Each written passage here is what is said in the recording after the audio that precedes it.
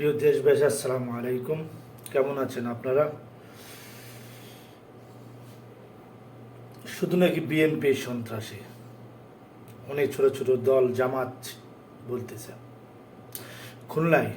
খুলনার ঘটনাটা আপনারা দেখছেন। বলেন, আপনারা বলেন, খুলনার ঘটনাটা আপনারা কি বলবেন বলেন। সাবেক একজন যুবদল কর্মী নিজের বাড়ির সামনে তার একটা ছোট্ট একটা মাইক্রোবাস ছিল, ওটাকে পানি দিয়ে সাফাই করতেছিল। পিছন থেকে 2-3 জন সন্ত্রাসী হোন্ডা নিয়ে এসে, মোটরসাইকেল নিয়ে এসে তার মাথায় গুলি করে। সঙ্গে সঙ্গে সে মাটিতে লুটিয়ে পড়ার পর তার পায়ে রক কেটে দেয়। সময় মাত্র নিচে 1.5 মিনিট।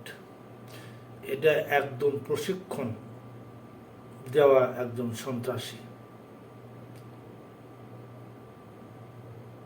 আপনারা তো কেউ কথা বললেন না। অনেক ছোট বড় ইসলামিক দল আছে, জামাত আছে, চরমনায় পীর আছে, কেউ তো কথা বললেন না।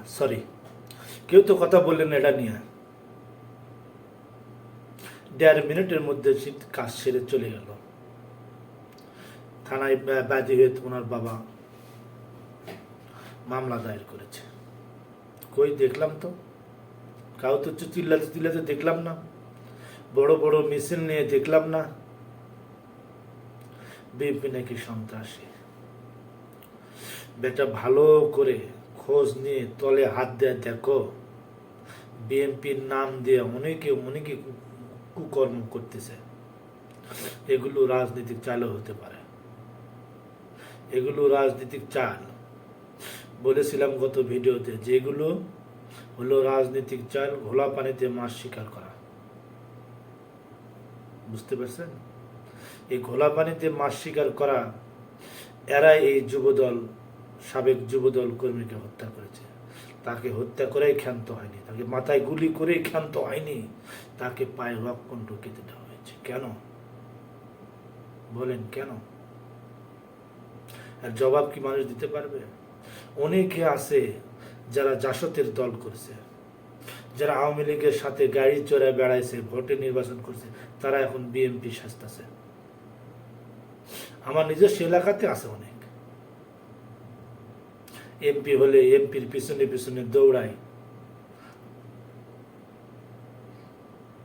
মামু নেওয়ার জন্য।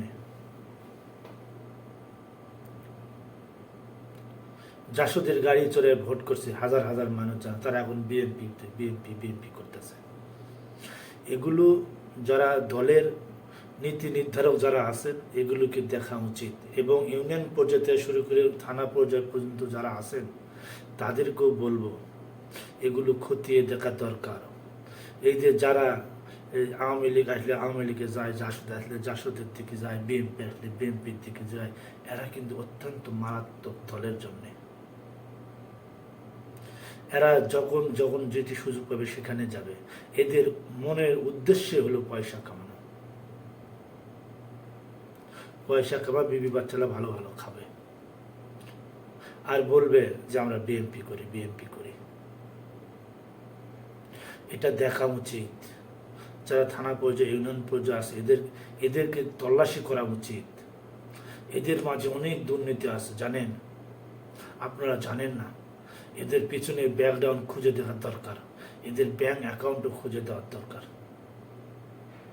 তো আজকে এই পর্যন্ত, বেশি ভিডিওটা আর লম্বা করব না। সবাই আপনারা ভালো থাকবেন। প্লিজ চ্যানেলটা সাবস্ক্রাইব করে পাশে থাকবেন।